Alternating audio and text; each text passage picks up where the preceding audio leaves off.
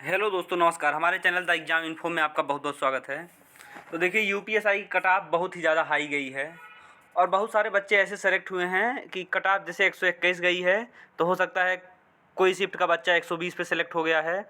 किसी किसी शिफ्ट का बच्चा ऐसा है जो 124 125 पे सेलेक्ट हुआ है।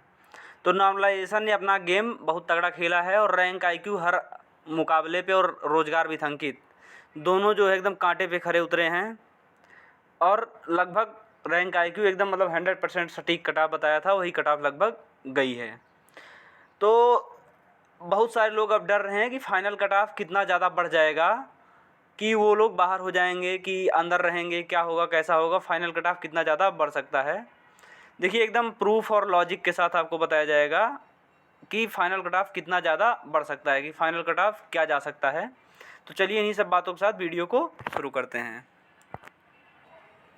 तो देखिए, टोटल वैकेंसी जो है वो 36,170 वैकेंसी है। सॉरी, 36,170 टोटल कैंडिडेट्स को पास किया गया है और 9,534 टोटल वैकेंसी है, जिसमें से 1,805 फीमेल की वैकेंसी है। तो अगर 1,805 और इंटू 4 करेंगे, 4 गुना फीमेल्स को बुलाया गया है, तो 7,220 जो है हो जाता है। और मेल की बात करेंगे तो 1,805 अगर घटा देंगे तो 7,729 मेल की वैकेंसी आती है और इस हिसाब से मेल के टोटल कैंडिडेट 28,950 होते हैं। अब बात करेंगे कि क्यों जो है कट ऑफ क्या रह सकती है। तो देखिए, सबसे पहले 2016 यूपीएसआई की बात करते हैं। तो 2016 के यूपीएसआई में कम से कम 700 से 800 बच्चे ऐसे थे जो अभी एसआई बन चुके हैं, लेकिन इनका इस वाले लिस्ट में भी नाम है। उनका काफ़ी अच्छा नंबर था, इस वाले लिस्ट में भी नाम है। और साथ साथ बात करते हैं सीजीएल 2019 की। तो देखिए, सीजीएल 2019 में 5,882 पोस्ट था टोटल, और जिसमें से बात करते हैं कि लेवल 6 यानी दरोगा के बराबर या उससे ऊपर लेवल 7 लेवल 8 का, तो टोटल 5,288 पोस्ट तो ऐसा था जो लेवल 6 के ऊपर का था। तो उसमें से अगर मिनिमम भी माने तो कम से कम 4,000 कैंडिडेट्स ऐसे होंगे जिन्होंने एसआई का पेपर दिया था और उनका एसआई की लिस्ट में बहुत अच्छा नंबर है, बहुत अच्छा नाम है। तो वो जो डीबीपीएसटी के लिए जाने वाले ही नहीं हैं। जो 700 800 2016 यूपीएसआई में हो गए, वो भी डीबीपीएसटी के लिए जाने वाले नहीं हैं। तो देखिए, आईबीएसीआईओ का भी आया है पेपर, आईबीएसीआईओ का भी रिजल्ट आया, फाइनल रिजल्ट आया है। अब इन लोग को केवल डीबी कराना है, ज्वाइनिंग करना है। तो लगभग 2,000 टोटल पोस्ट थी, तो लगभग इसमें से भी 1,000 से 1,200 बच्चे ऐसे थे जो बहुत अच्छे बच्चे थे और जिनका जो है यूपीएसआई 2021 की लिस्ट में नाम है। तो अगर इन सारे परीक्षाओं को मद्देनज़र रखा जाए तो लगभग टोटल 6,000 कैंडिडेट ऐसे हैं, लगभग 6,000 के आसपास कैंडिडेट ऐसे हैं जिनका बहुत अच्छा नंबर है, लेकिन वो डीबीपीएसटी में जाने वाले नहीं हैं। ये बात नहीं तो आप कहीं से भी जाके पता कर लीजिएगा कि सीजीएल 2019 वाले जाएंगे क्या डीबीपीएसटी में, या 2016 यूपीएसआई वाले जब वो खुद ही दरोगा बन गए हैं तो क्या डीबीपीएसटी में जाके क्या करेंगे, या आईबीएसीआईओ से तगड़ी बहुत तगड़ी पोस्ट है तो वो लोग जो है एसआई की डीबीपीएसटी में क्यों जाएंगे। अगर फाइनल रिजल्ट नहीं आया होता तो सब लोग जाते डीबीपीएसटी में, आईबी वाले भी। लेकिन जब फाइनल रिजल्ट आ चुका है, फाइनल लिस्ट में उनका नाम आ चुका है, तो वो लोग अब डीबीपीएसटी में एसआई के क्यों जाएंगे। तो देखिए, तो अगर उन 6,000 कैंडिडेट्स को निकाल दिया जाए तो 36,170 में से लगभग 30,000 कैंडिडेट बचते हैं। और 10% कैंडिडेट ऐसे होंगे, बहुत सारे कैंडिडेट ऐसे होंगे जो केवल देखने के लिए एसआई का फॉर्म भर देते हैं। उनकी हाइट 164 165 167 सेंटीमीटर रहती है। कई लोग तो 167.5 मतलब एकदम बारीक में रहते हैं, पुलिस वगैरह में छट चुके हैं हाइट में, फिर भी एसआई का फॉर्म भर देते हैं। और बहुत सारे ऐसे हैं चेस्ट नहीं फुला पाए, मतलब डीवी में डॉक्यूमेंट वेरिफिकेशन हो गया, हाइट में, चेस्ट में बहुत सारे अच्छे बच्चे हैं। लगभग 10% के आसपास बच्चे तो बाहर होंगे ही होंगे जो डीबीपीएसटी में बाहर हो जाएंगे। लगभग 3,000 के आसपास बच्चे जो है डीबीपीएसटी में बाहर होंगे। तो लगभग अब 27,000 बच्चे बचे हुए हैं। तो इसमें से क्या लगता है, जब 10 मई को 11 मई को आपका रनिंग होगा, 10-11 मई, अभी देखिए कितना भयानक धूप पड़ रहा है। पता चला 10 मई 11 मई को रनिंग हुआ और जो तो पहले बैच में दौड़ लिया उसका बहुत बढ़िया है, जो 7 बजे दौड़ लिया, 7 से 7:30 8 बजे तक दौड़ लिया, उसका तो बहुत अच्छा है पहले बैच में जो दौड़ लिया। लेकिन जो दूसरे बैच और तीसरे बैच में दौड़ेगा 8:30 बजे 9:30 बजे के आसपास, तो क्या लगता है 50% बच्चे भी दौड़ निकाल पाएंगे क्या।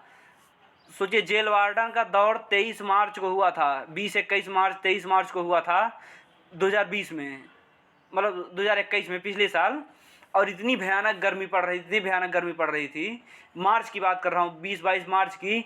उसके बाद जो है लगभग 40% कैंडिडेट फेल हो जा रहे थे रनिंग में, लगभग 60% पास हो रहे थे, 40% कैंडिडेट रनिंग में फेल हो जा रहे थे। तो अब आप लोग सोच लीजिए, यूपीएसआई में, एक तो यूपीएसआई में 21 से 28 साल वाला बच्चा है बैठा है, ओबीसी में 31 साल वाला, SC ST में 33 साल वाला तक बच्चा बैठा है। जैसे जैसे उम्र बढ़ती जाती है, रनिंग और इन फिजिकल चीज़ें करने का स्टेमिना अपने आप कम होता जाता है। जबकि जेल वार्डन में ज़्यादातर 18 से 22 साल, 18 से 23 साल ये वाले बच्चे बैठे थे, तब वो 40% रनिंग में फेल हो रहे थे। तो यूपीएसआई में भले ही 28 मिनट दे दिया है, लेकिन उम्र भी तो सोचिए, 21 से 28 मांग दिया है। जो 18 साल की उम्र में जिस बच्चे का रनिंग 20 मिनट 22 मिनट में आता था, आज वो बच्चा, उसको दौड़ने के लिए कह दीजिए 26 मिनट 27 मिनट में मुश्किल से उसका रनिंग आ पाता है, अगर उसका उम्र जो है 18 से 23-24 साल हो चुका है। तो ये मान के चलिए, और ऊपर से क्या है, रिजल्ट इतने दिन से आ नहीं रहा था, तो बहुत सारे बच्चे जो है रनिंग की तैयारी बंद कर चुके थे, और रनिंग की तैयारी अब जाके वो चालू करेंगे। अब आज से चालू किए होंगे कई लोग कल से चालू करेंगे। और इतनी जल्दी रनिंग वगैरह जो है बहुत तगड़ा नहीं बन पाता है। हाँ, बन तो जाएगा, लेकिन बहुत तगड़ा नहीं बन पाएगा। तो ये मान के चलिए, कम से कम, मतलब मैं 40% नहीं मान रहा हूँ, 50% नहीं मान रहा हूँ, 35% तो कम से कम रनिंग में फ़ेल होने ही होने हैं। उससे कम, मतलब उतने तो फेल होने ही होने हैं जितना जेन्युइन है। तो 35% का मतलब 27,000 का हो गया, 9,450 कैंडिडेट लगभग हैं जो ऐसे हैं जो लगभग फेल होंगे। तो बचे हैं 17,550 कैंडिडेट्स जो फाइनल जो है पास होंगे। हो सकता है 36,000 में 17,000 के आसपास कैंडिडेट ऐसे बचेंगे जो फाइनली पास होंगे। तो कुल मिला के देखा जाए, लगभग 2 गुना क्या, उससे थोड़ा कम लगभग ये फाइनली पास कैंडिडेट हैं। तो कट ऑफ कितनी बढ़ सकती है? तो चलिए पहले, सबसे पहले जेल वार्डन और फायरमैन से कुछ कंपैरिजन कर लेते हैं, क्योंकि आप लोग को पता होगा कि पुलिस विभाग द्वारा अभी लेटेस्ट की बात की जाए, जो मृतक आश्रित वगैरह को छोड़ दिया जाए, तो जेल वार्डन एंड फायरमैन ऐसी भर्ती थी जिसको उन्होंने रिजल्ट निकाला, उसका रनिंग करवाया, उसका DBPST करवाया, उनको फाइनल रनिंग के लिए भेजा, उनको मतलब सारा सब कुछ कंप्लीट कराया है। जेल वार्डन और फायरमैन का ये एक ऐसा एग्ज़ाम है जो अभी लेटेस्ट में भर्ती बोर्ड ने कंप्लीट कराया है। तो उसी को हम लोग सापेक्ष में रखेंगे और उसी के बारे में बात करेंगे। तो चलिए दिखाता हूँ आपको। तो देखिए, जेल वार्डन और फायरमैन की बात करते हैं तो टोटल 5,805 वैकेंसी थी, 5,805 वैकेंसी थी। और DBPST के लिए जनरल मेल कैंडिडेट, जनरल कह रहा हूँ, मेल कैंडिडेट्स की बात करते हैं 14,429, फीमेल 3,179 कैंडिडेट्स को पास किया गया था। अब बात करते हैं, अगर इन लोग को टोटल जोड़ लिया जाता है तो 17,608 कैंडिडेट्स को टोटल पास किया गया था, यानी 5×3=15, लगभग 3 गुना कैंडिडेट्स को यहाँ भी पास किया गया था। और मतलब लगभग 9,000 कैंडिडेट्स जो थे वो बचे हुए थे, बाकी कैंडिडेट्स लगभग 1,000 DBPST में ही नहीं आए थे। सोचिए, जबकि जेल वार्डन के समय में कोई भी फाइनल रिजल्ट नहीं आया था, किसी का फाइनल सिलेक्शन नहीं हुआ था, कोरोना के बाद पहला पेपर यही हुआ था, मतलब ऐसा कुछ नहीं था कि कई बच्चे इस सिलेक्शन में चले गए हैं, उस पोस्ट पे चले गए हैं, ऐसा कुछ नहीं था। फिर भी जो है, सोचिए 1,000 बच्चे DB में नहीं आए थे।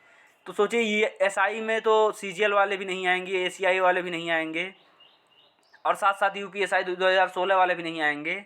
तो इतने सारे कैंडिडेट नहीं आएंगे, तब कितना ज़्यादा एब्सेंटी होगा।